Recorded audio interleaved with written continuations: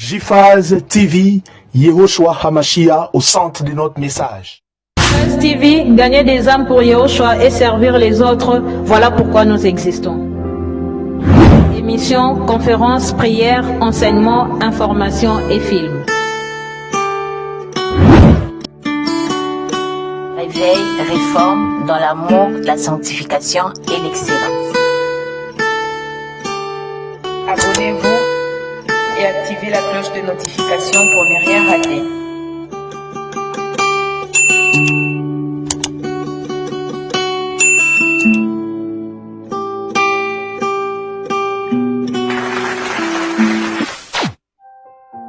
Surnaturel est le naturel pour toi, mon Dieu.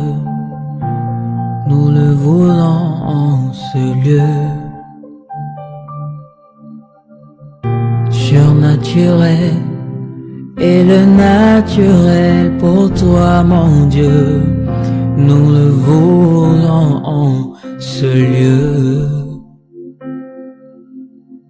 Surnaturel est le naturel pour toi, mon Dieu.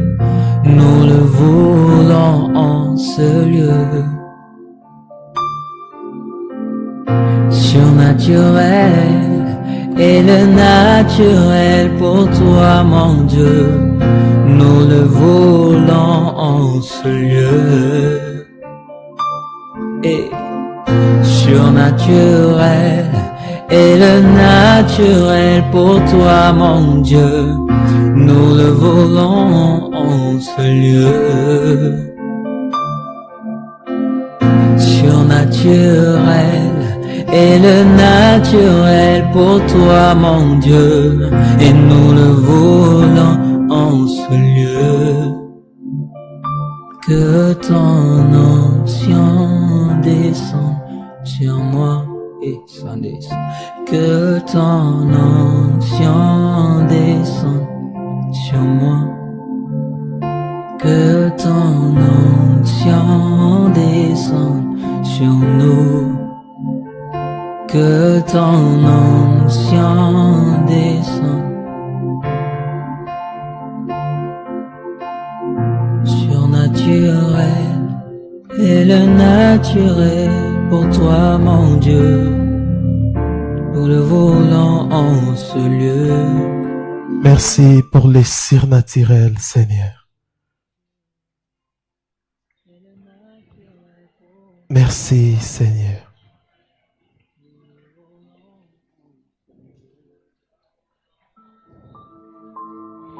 Oh, Rabba Shatarabra. Merci pour ta présence. Merci pour ta grâce renouvelée. Nous te bénissons, Adonai. Merci pour les souffles de vie.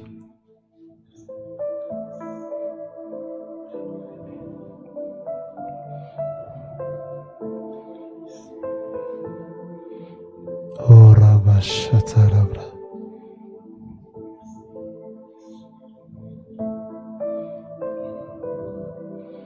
Enseigne-nous ce soir. Au nom de Yehoshua, j'ai ainsi prié et nous disons Amen. Acclamons le Seigneur. Acclame bien le Seigneur. Acclame bien le Seigneur. Même toi qui nous suis en ligne, acclame bien le Seigneur. Je vous salue au nom précieux de notre Adonai Yehoshua Hamashia. Je salue nos bien-aimés qui nous suivent en direct. Que le Seigneur vous garde.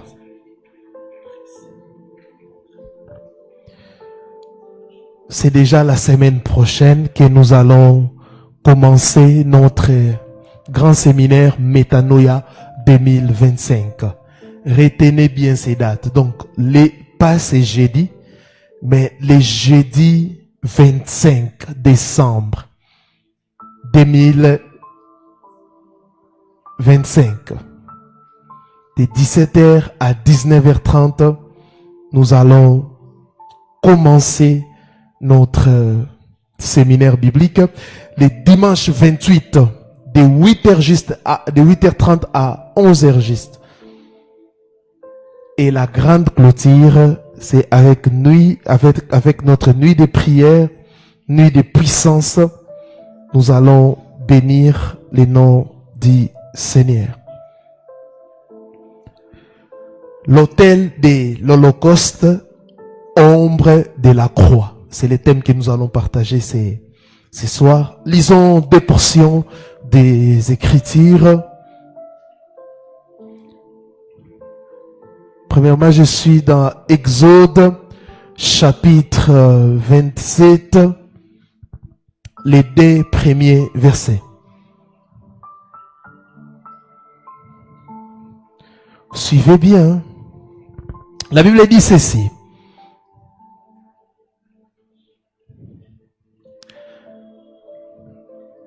Non, vous avez balancé Hébreu, pas Hébreu d'abord. On commence par Exode, voilà. Tu feras l'autel de bois d'acacia. Sa longueur sera de 5 coudées, soulignez ça, et sa largeur de 5 coudées. L'autel sera carré, soulignez ça, et sa hauteur sera de 3 coudées. Tout ça, c'est prophétique. Le verset 2, tu feras aux 4 coins des cornes qui sortiront de l'autel et tu les couvriras des reins. Deuxième passage, Hébreux chapitre 10, le verset 1er. Il est écrit, en effet, la loi qui possède un nombre de biens à venir et non l'exacte représentation des choses ne peut jamais, par le même sacrifice qu'on offre perpétuellement chaque année, amener les assistants à la perfection. Les passages que nous venons, les 2 passages que nous venons de lire,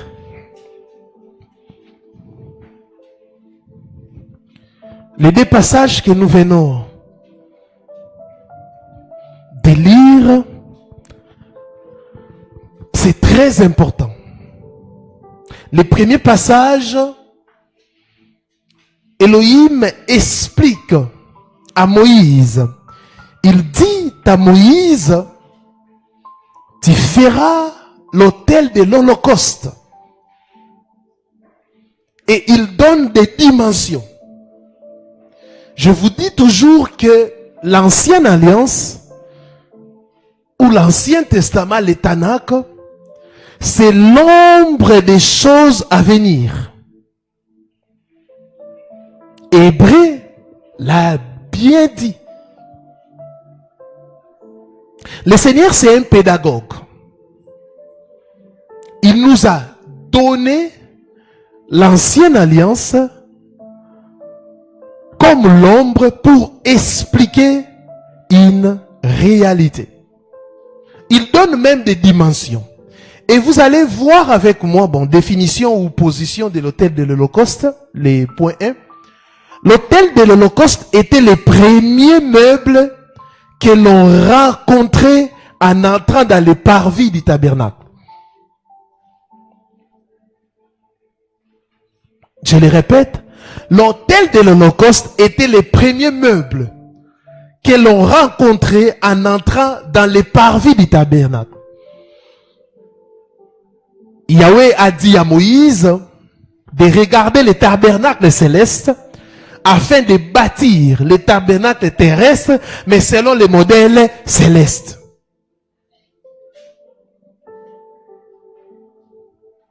Et Moïse a bâti un tabernacle. Il y avait 3 parties, les parvis, les lieux saints et les saints des saints, ou les lieux très saints. Maintenant, l'autel de l'Holocauste, c'était le premier meuble. Quand il arrive au niveau du parvis, la première chose qu'on pouvait voir directement, c'est l'autel de l'Holocauste. Et cela veut tout simplement dire la signification spirituelle. On ne peut pas accéder à Dieu sans passer par les sacrifices. On ne peut pas, là déjà, le Seigneur ou Yahweh nous enseignait que le salut de l'humanité passera par la croix. Ou à d'autres termes, je vais me réconcilier avec les humains en passant par la croix, en passant par l'autel de l'Holocauste. C'était les premiers meubles qu'on voyait. Bien-aimé, il n'y a pas de vie éternelle en dehors de l'œuvre de la croix. Il n'y a pas de salut en dehors de l'œuvre de la croix. L'œuvre de la croix, c'est la porte. Alléluia. Pour arriver, on ne peut pas accéder à Elohim, comme je le disais, sans passer par les sacrifices. Les chemins vers la présence commencent toujours par la mort à soi-même. Parce que l'autel de l'Holocauste symbolise aussi, c'était la préfiguration de la mort à soi-même. La vie chrétienne commence toujours par la mort à soi-même, par la mort à soi-même. C'est pour cela, Élisée ne pouvait pas recevoir le manteau d'Élie sans déchirer son manteau. La Bible dit, pendant que le manteau d'Élie était en train de descendre, Élisée a déchiré son manteau. C'est ça, la mort à soi-même. C'est ça, l'abandon des œuvres mortes. Vous ne pouvez pas accéder, vous ne pouvez pas entrer dans la vie chrétienne sans la mort à soi-même. Aucun sacrificateur ne pouvait entrer dans les sanctuaires sans passer par l'autel. Aucun.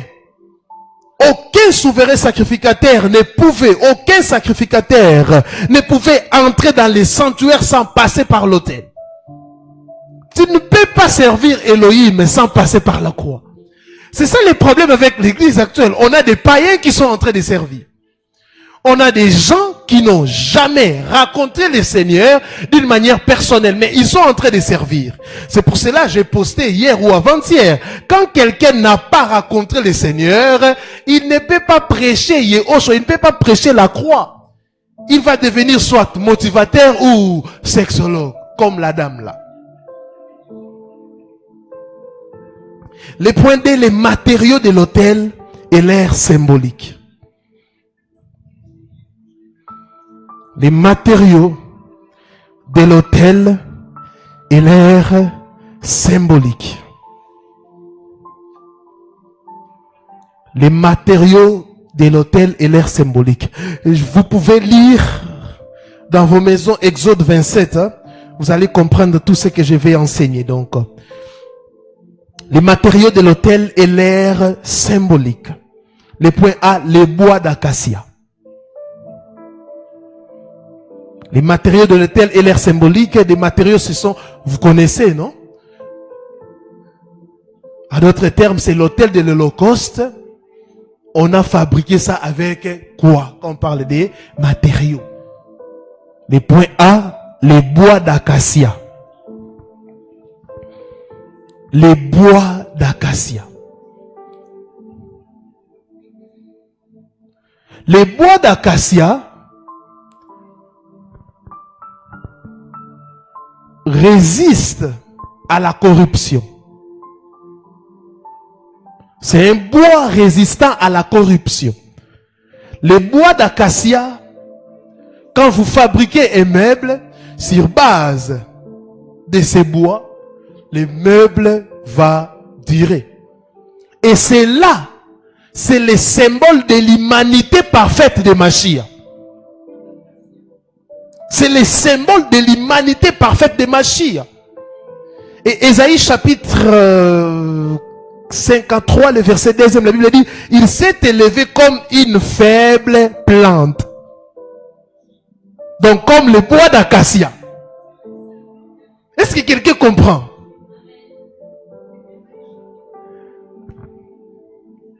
Ça, c'est la nourriture solide, mes frères. Donc, il s'est élevé comme Ésaïe 53, verset 2, comme une plante, comme une faible plante, comme le bois d'acacia. Le point B, l'airain ou bronze. L'airain ou bronze. Ça résiste au feu. Et c'est aussi le métal du jugement.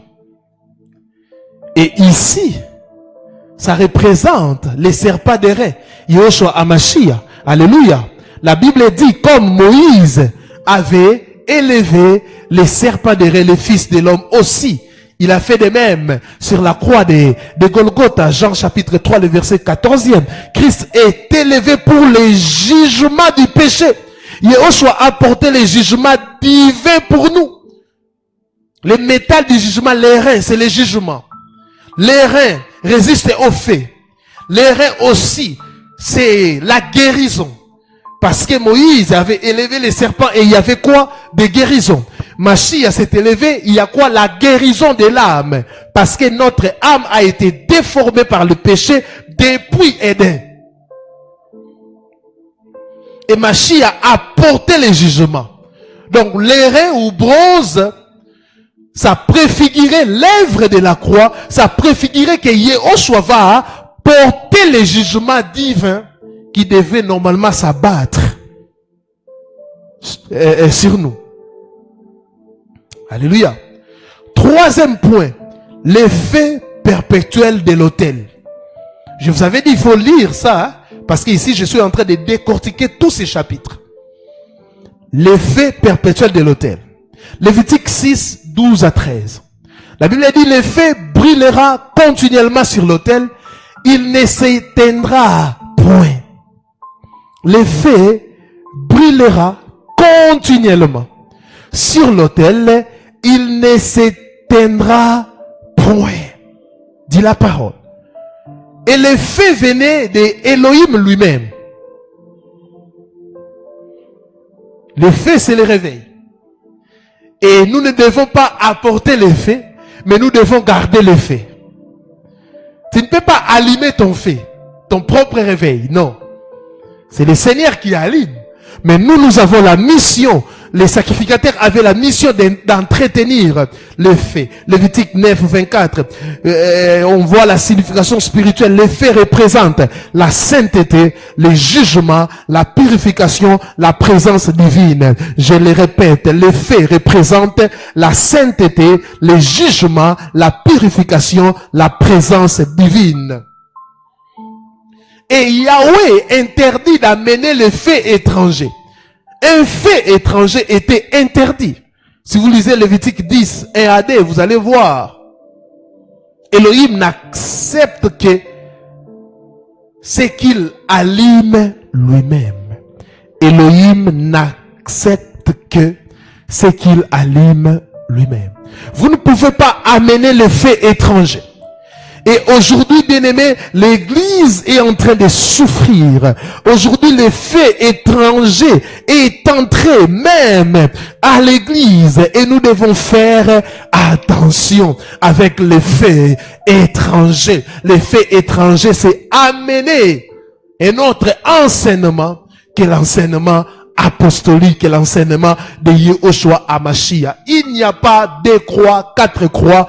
Il y a seulement une seule croix. Le point 4, les sacrifices offerts sur l'autel. Les sacrifices offerts sur l'autel.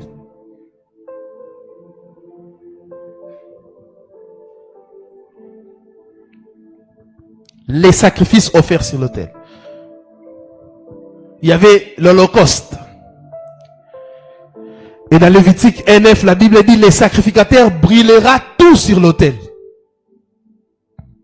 Tout était consumé, tout. Et c'est le symbole de la consécration totale. Pas la consécration partielle. C'est là déjà, c'était la préfiguration que le véritable sacrifice, quand il viendra, il va se donner totalement. Et vous aussi, ses disciples, vous devez vous donner totalement la vie de sanctification. C'est pour ça que l'apôtre Paul dit, offrez vos corps.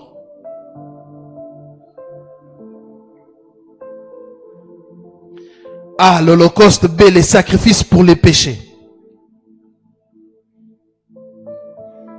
B, les sacrifices pour les péchés. Vous pouvez lire Lévitique 4 et 20, vous allez comprendre.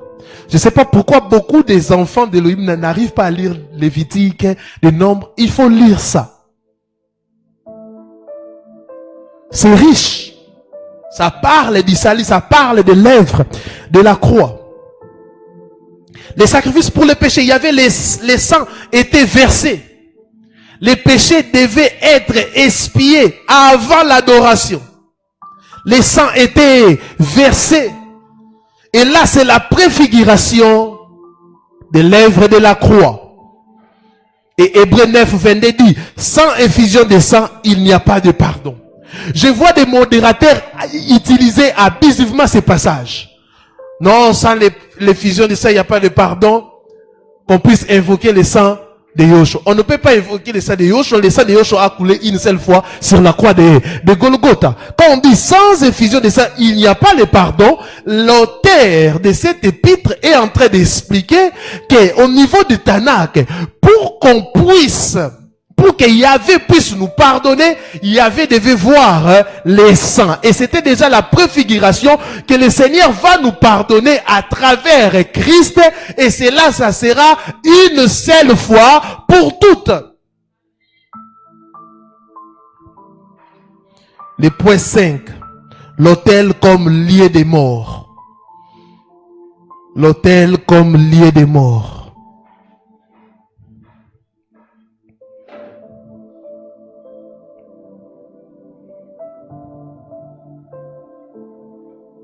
L'autel comme lieu des morts.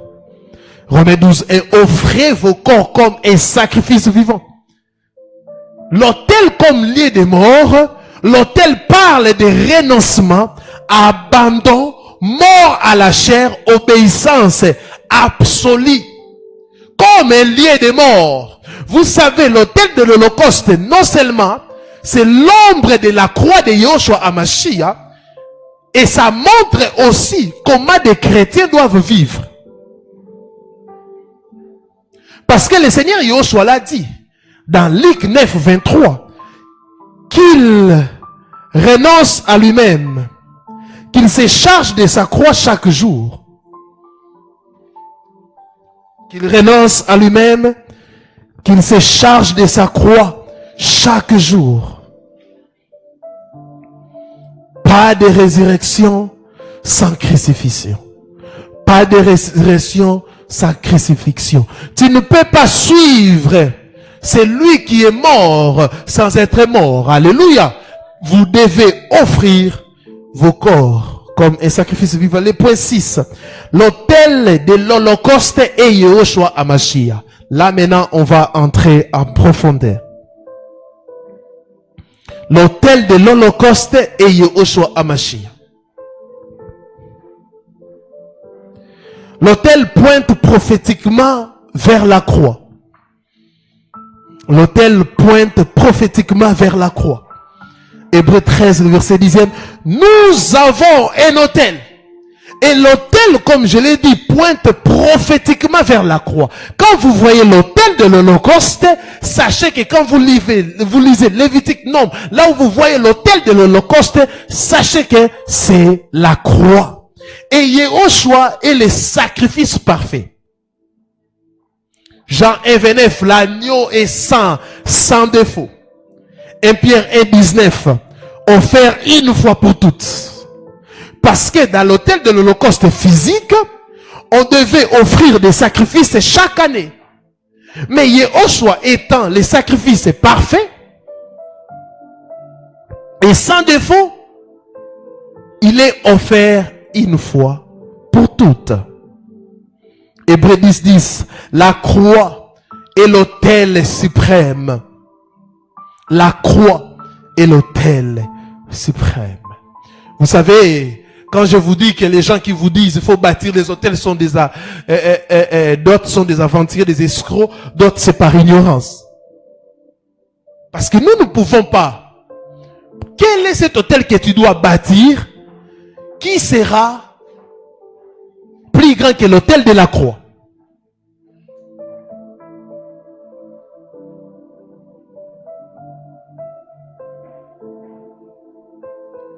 Exode 27, le verset 1er, la Bible dit, l'autel sera carré, sa longueur sera de 5 coudées. Notez ça, je vous avais dit, sa largeur de 5 coudées et sa hauteur de 3 coudées. L'autel sera comment? Carré, la première chose. Deuxième chose, sa longueur sera de 5 coudées. Troisième chose, sa largeur sera de 5 coudées et sa hauteur de 3 coudées. Maintenant, on va expliquer les dimensions de l'autel. Parce que même les dimensions, il y a une révélation spirituelle dedans. 5 coudées sur 5 coudées. La forme, c'est 5 coudées sur 5 coudées. Donc, l'autel, c'est vraiment la forme carrée. Donc, 5 coudées sur 5 coudées. 5 coudées sur 5 coudées. Les chiffres 5 dans la Bible parlent de la grâce, la faveur imméritée d'Élohim. Donc, la dimension de 5 coudées sur 5 coudées, c'est la préfiguration que la grâce viendra au travers de la croix, au travers de l'autel, de l'Holocauste. Que la faveur imméritée d'Élohim va se manifester sur la croix. 5 sur 5. Les chiffres 5. Une autre chose. Ephésiens 2, 8 confirme cela. Il dit, c'est par la grâce que vous êtes sauvés. Le salut viendra par la grâce. Le salut commence par la grâce. Mais il s'exprime à l'autel par les sacrifices. Le salut commence par la grâce, mais il s'explique à l'autel par les sacrifices.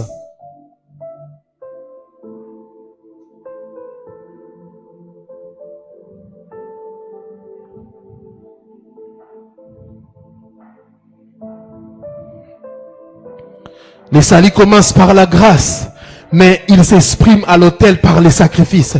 La forme carrée parle de la stabilité, de l'équilibre, de la perfection morale. La forme carrée parle de la stabilité, de l'équilibre, de la perfection morale. À d'autres termes, le salut que Yehoshua va donner, ça va nous apporter la stabilité, l'équilibre, mais aussi la perfection morale. C'est aussi la préfiguration de la Nouvelle Jérusalem, hein, parce que la Nouvelle Jérusalem est carrée, c'est-à-dire c'est la perfection morale. C'est là où nous allons atteindre la perfection totale. En Christ, la rédemption est complète, équilibrée, suffisante pour tous. Nord, sud et est. Parce que la forme carrée aussi parle de l'universalité. C'est universel. La forme carrée, c'est une chose universelle. Donc, le salut, ce n'est pas un salut d'un peuple seulement, mais c'est le salut de toutes les nations. Donc, 5 coudées sur 5 coudées, la forme carrée. Deuxième chose, 3 coudées de hauteur. 3 coudées de hauteur. Le chiffre 3 parle de la manifestation divine, les témoignages parfaits, la révélation céleste. Le chiffre 3 parle de la manifestation divine, les témoignages parfaits, la révélation céleste.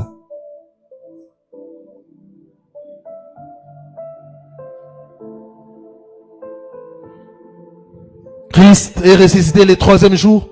L'autel élève les sacrifices vers Elohim.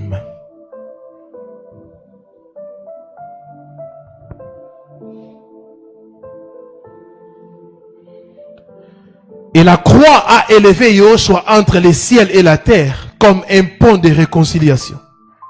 Jean chapitre 12, verset 32, écoutez. Jean 12, 32. Quand j'aurai été élevé de la terre, j'attirerai tous les hommes à moi. 3 coudées de hauteur.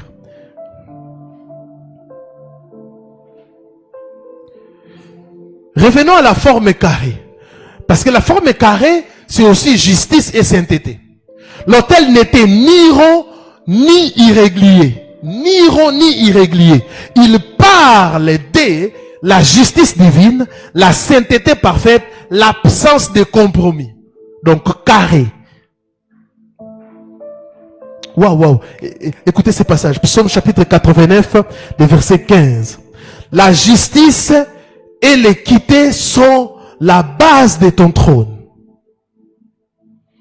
Les sacrifices devaient répondre exactement aux exigences d'Élohim.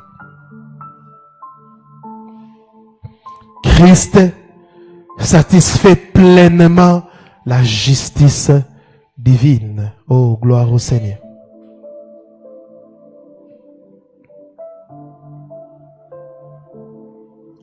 Et il y a une chose, le passage qu'on a lu parle aussi des cornes de l'autel. Les cornes de l'autel symbolisent la puissance, refuge et autorité. Exode 27, le verset 2e, il dit à Moïse, tu feras des cornes aux 4 coins.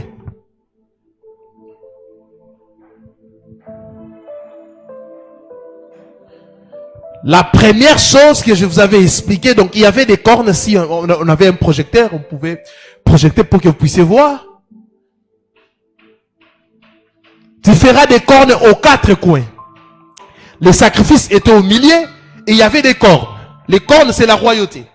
C'est pour cela, sur la croix de Yoshua HaMashiach, on a écrit qu'il est le roi des Juifs. Pilate a dit non, les gens ont dit non, change, il y a mal écrit. Il se disait roi. Pilate a dit non, ce qui est écrit est écrit. La parole devait s'accomplir. Il y avait des cornes pour témoigner de la royauté du sacrifice. Mais dans la Bible, les cornes symbolisent aussi la puissance, l'autorité, la victoire, la force du salut. Le salut est puissant parce que sur la croix de Golgotha, le Seigneur a dépouillé les démons, a dépouillé les diables, il les a livrés publiquement en spectacle. Il y a l'autorité, la force et la victoire. Nous avons la puissance, l'autorité, la victoire, la force. Bien-aimé, le salut c'est un kit complet, des cornes. Montrer déjà que c'est un salut puissant. C'est un salut que personne ne peut perdre. C'est un salut puissant. Ce n'est pas un salut faible, c'est un salut puissant qui va briser les liens de famille, qui va briser les autels sataniques, qui va changer de comportement. C'est un sacrifice puissant, c'est un sacrifice puissant, c'est un salut puissant. Psaume chapitre 18, le verset 3e. L'Éternel est la corne de mon salut. Waouh. Psaume 18, le verset 3. L'Éternel est la corne de mon salut. Luc 1, 69. Il nous a suscité une corne de salut. Vous voyez?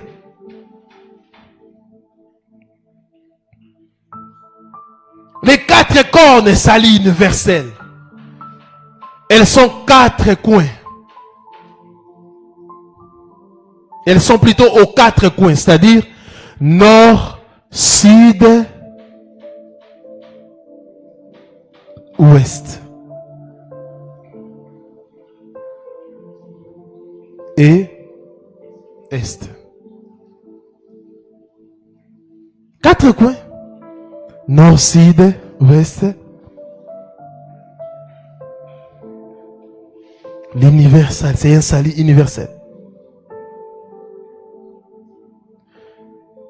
En d'autres termes, le salut de Mashiach est valable pour toute l'humanité. On ne peut pas dire non, nous, pour les noirs, le Seigneur a envoyé telle personne. Pour les blancs, il a envoyé non.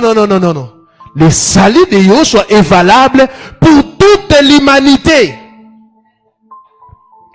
1 Jean 2, le verset 2e. Lisez ça, vous allez voir. Et les cornes aussi, c'était comme un lieu de refuge. Lisez 1 Roi 1, 50. Lisez aussi 1 Roi 2, 28. Les cornes aussi, c'était un lieu de refuge.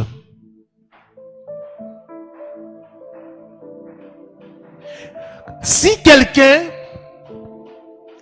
commet une abomination ou un péché ou vole quelque chose,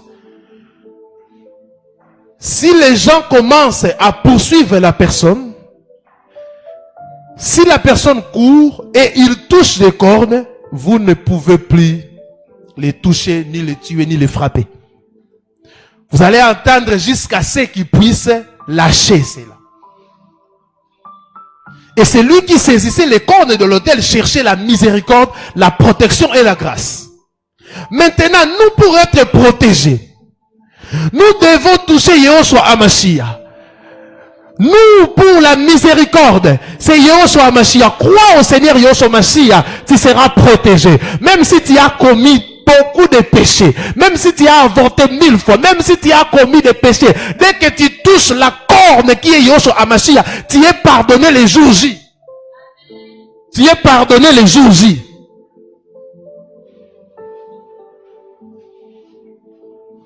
Dès que tu touches, le Seigneur te pardonne, le Seigneur te restaure. Alléluia. Et tout ce que tu as commis, le Seigneur l'oublie.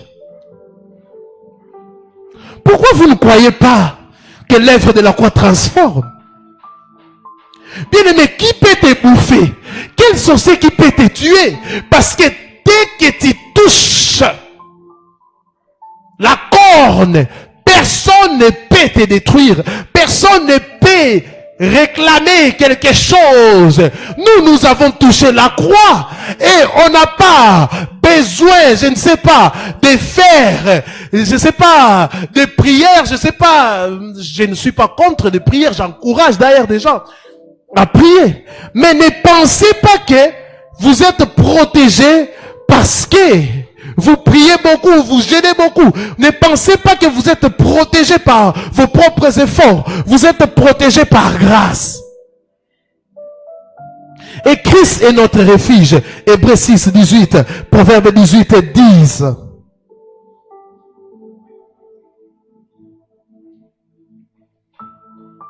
Et il y avait aussi une chose, ou une cérémonie. On mettait le sang sur les cornes.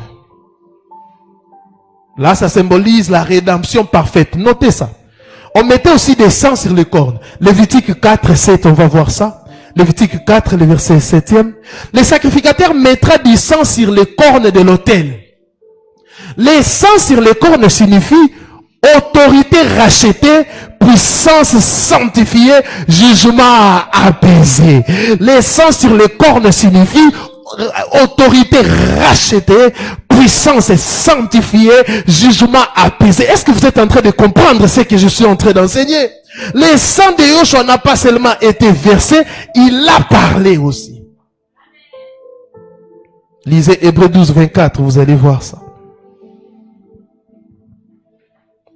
Maintenant, l'autel de l'Holocauste, ombre de la croix, l'autel de l'Holocauste, c'est la représentation parfaite. La représentation parfaite de l'autel de l'Holocauste, c'est Mashiach. Parce qu'on a dit à Moïse de faire quoi? De voir. Donc, il y avait un tabernacle céleste. Il a vu comment les choses se sont passées parce que l'agneau a été immolé avant la fondation du monde. Et Moïse a fait une représentation terrestre pour nous expliquer comment Yahweh va manifester ses saluts.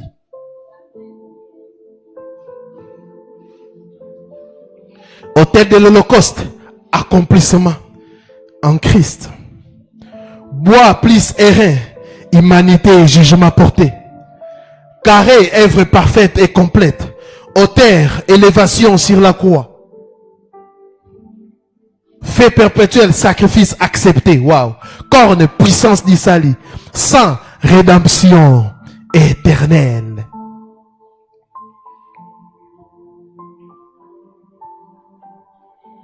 Donc vous êtes en train de comprendre avec moi que l'autel n'était pas seulement un meuble. Il était une prophétie vivante de la croix. 1 Corinthiens 1, le verset 18, la Bible dit, la prédication de la croix est une puissance d'Élohim. La prédication de la croix est une puissance d'Élohim. Bien-aimés, des discours que vous écoutez, la morale ne peut pas vous transformer, ni la psychologie. Seule l'œuvre de la croix qui peut vous transformer. Celui qui vient à Machia vient à l'autel. Et celui qui reste à l'autel voit le fait demeurer. Une chose est de croire. Mais une autre chose, c'est que le feu puisse demeurer sur l'autel.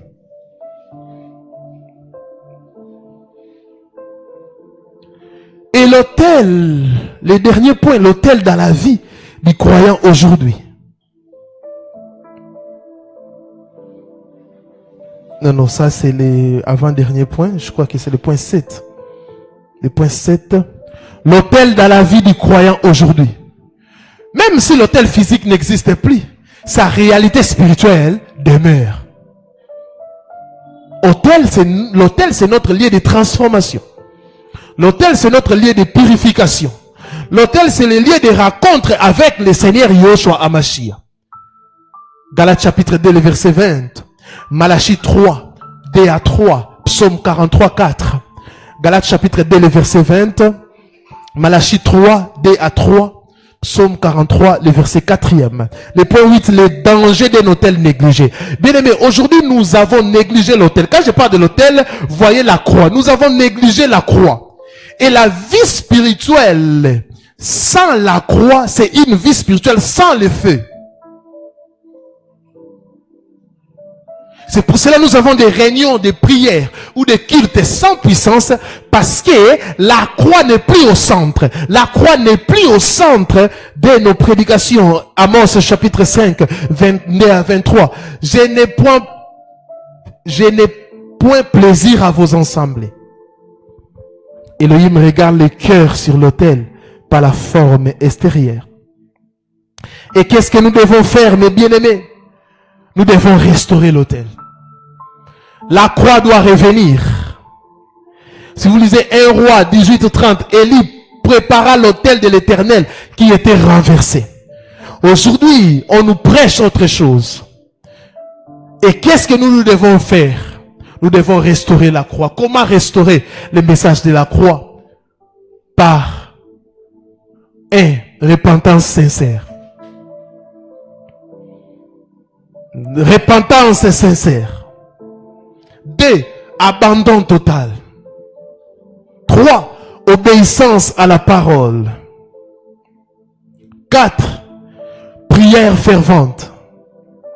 5, vie consacrée. 1, repentance sincère. 2, abandon total. Bien-aimés, si vous ne vivez pas, si vous ne menez pas une vie de consécration, vous allez finir mal. Prière fervente, vie consacrée. Voyez, l'œuvre de la croix, le Seigneur a tout accompli. Mais si vous ne menez pas une vie de prière fervente, une vie consacrée, vous allez échouer dans votre marche chrétienne.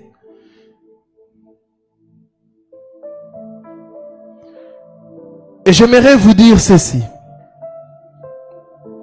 Et vous devez le retenir. Comme conclusion. L'autel de l'Holocauste enseigne que la vie chrétienne commence à la croix. La vie chrétienne commence à la croix. On doit passer par la croix. Donc la croix, c'est le passage obligé.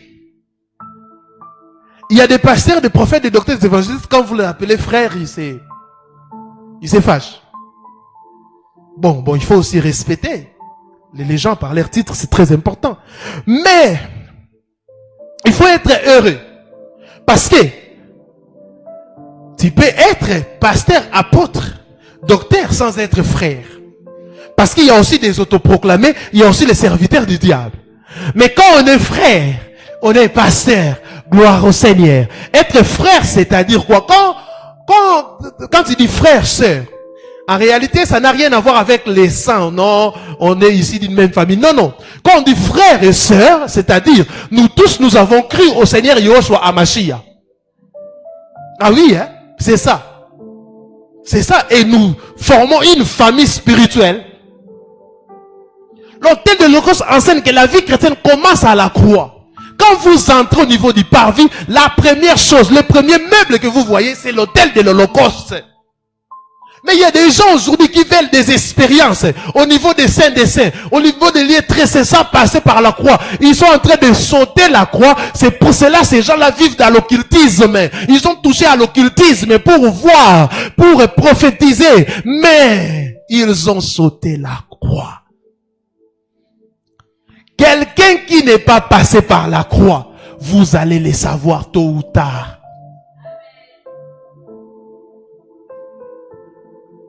Nous avons prophétisé. Nous avons fait des choses. Le Seigneur dira, je ne vous ai jamais connu.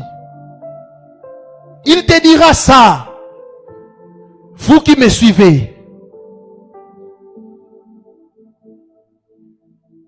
À d'autres termes, ces gens ont fait vraiment des choses.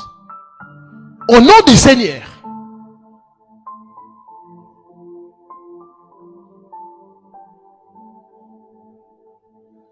Amen. Ils ont vraiment fait des choses au nom du Seigneur. Mais le problème, c'était à quel niveau? Ils n'ont jamais passé par la croix.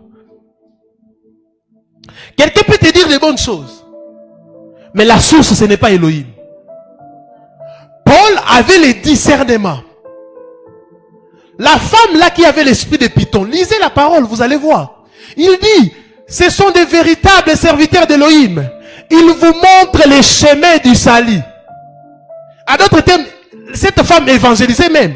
Il disait, si vous adhérez à ceux qui sont en train de dire, vous croyez au Seigneur, et aux gens qui sont en train de prêcher, vous aurez les saluts. C'était faux ou vrai?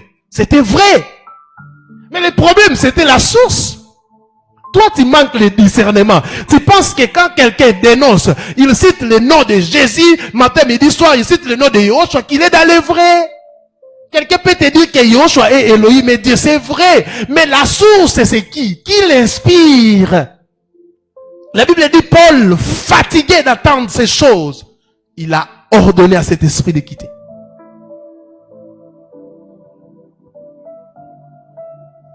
Donc les gens qui ont sauté la croix peuvent manifester les dons par magie.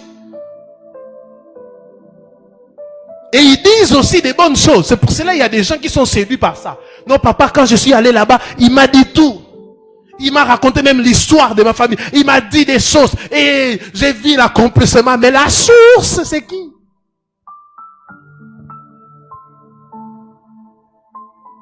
La vie chrétienne commence à la croix. Deuxième chose, les feux doivent brûler continuellement. L'autel de l'Holocauste enseigne que, deuxième chose, les feux doivent brûler continuellement.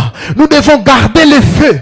Nous ne devons pas perdre les feux. Nous ne devons pas éteindre les feux. C'est Yahweh qui allume les feux. Le Seigneur n'a pas dit amène ton feu. Non, on trouve déjà les feux. C'est-à-dire la doctrine, elle est là. La puissance du Saint-Esprit agit déjà. Nous devons faire quoi? Garder ces feux. L'autel de l'Holocauste enseigne que Elohim cherche des vies entièrement offertes. Des vies entièrement offertes. Matthieu 16, le verset 25e. Celui qui perdra sa vie à cause de moi, la trouvera. Celui qui perdra sa vie à cause de moi, la trouvera, dit la Bible. Là où il y a un autel, le feu descend. Donc là où il y a la croix, le feu descend. Là où il y a la croix, c'est pour cela les apôtres, ils ont prêché la croix et ils ont vécu, ils ont opéré des signes et des prodiges. Bien-aimé, ne touche pas à l'occultisme. Cher homme de Dieu, ne cherche pas à toucher pour la croissance numérique de l'église. Ne cherche pas le diable. Va à l'autel de l'Holocauste, la croix. Les apôtres ont parlé de la croix. Ils ont parlé de la croix, mais ils ont ressuscité des morts. Paul, Pierre, les femmes sont venues. Tabitha, elle est morte. La Bible dit quoi? Paul, Pierre plutôt, a prié. Est-ce qu'ils ont touché à la magie? Non. Seule la croix. Revenons à l'autel de la croix. Celui qui perdra sa vie à cause de moi la trouvera, dit la parole. Là où il y a un autel, le feu descend. Là où la croix est prêchée, le feu descend. Le feu descend. L'autel de l'Holocauste, la dimension, les dimensions plutôt, tous les matériaux, c'était l'ombre de la croix. Moïse, quand il voyait l'autel, le tabernacle parfait, la première chose qu'il a vue, c'est l'autel de l'Holocauste. Tout commence par là. Frère, sœur, si tu n'as pas cru au Seigneur Yeshua HaMashiach, je te demande une seule chose ce soir. Crois. C'est la porte d'entrée. Même toi qui me suis en présentiel, peut-être tu fais des choses. Parce qu'il y a des gens qui sont proches de l'église, mais loin du Seigneur. Loin du Seigneur Yeshua. Il y a des gens qui font les choses pour le Seigneur, mais ils n'ont pas le Seigneur dans leur vie. Car tu peux servir le Seigneur sans que le Seigneur puisse être dans ta vie. Ah oui, hein? La phrase là que Yeshua va prononcer, je vous ai jamais connu, c'est-à-dire, vous m'avez jamais invité dans votre cœur. Tout ce que nous pouvons faire pour que les humains puissent nous voir et nous apprécier, si nous n'avons pas le Seigneur dans nos cœurs, ce n'est que du théâtre.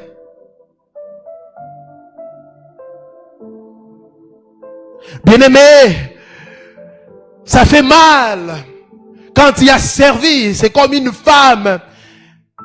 Ton fiancé dit, non, je suis allé en Europe pour chercher. Et toi, restais ici. Et tu es resté, tu faisais des choses. Et à la fin, il te dit que je ne peux pas t'épouser. Au lieu de faire du théâtre, au lieu de chercher à impressionner des gens, cherche d'abord à avoir une relation profonde avec le Seigneur. Il n'y a que des gens qui ont une relation profonde avec le Seigneur qui seront enlevés.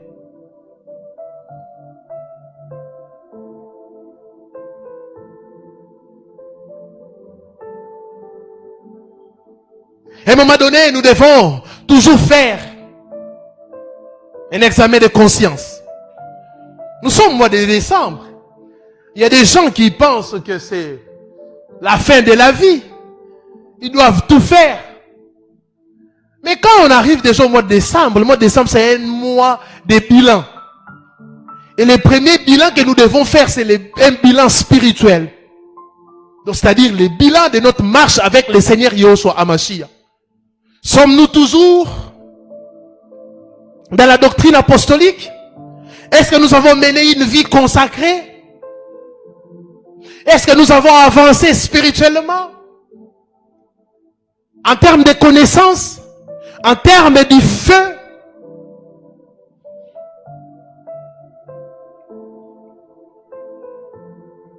Faisons cet exercice. Que le Seigneur vous bénisse abondamment.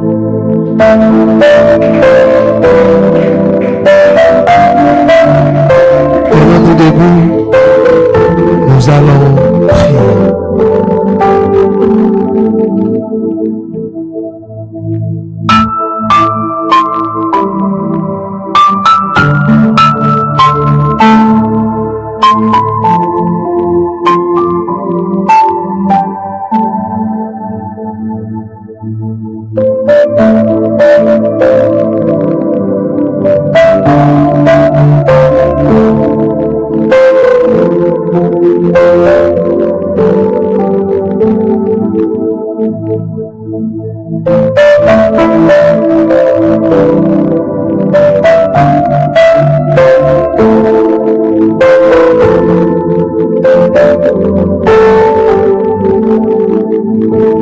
Seigneur, sois élevé. Merci pour l'œuvre de la croix. Merci, car depuis la nuit des temps, tu as parlé à travers des signes des objets. Et ces objets nous renvoyaient toujours à l'œuvre de la croix. Rocha Labraya Bashata. Sois béni, Seigneur. Prie, prie, prie, prie, prie, ne t'arrête pas.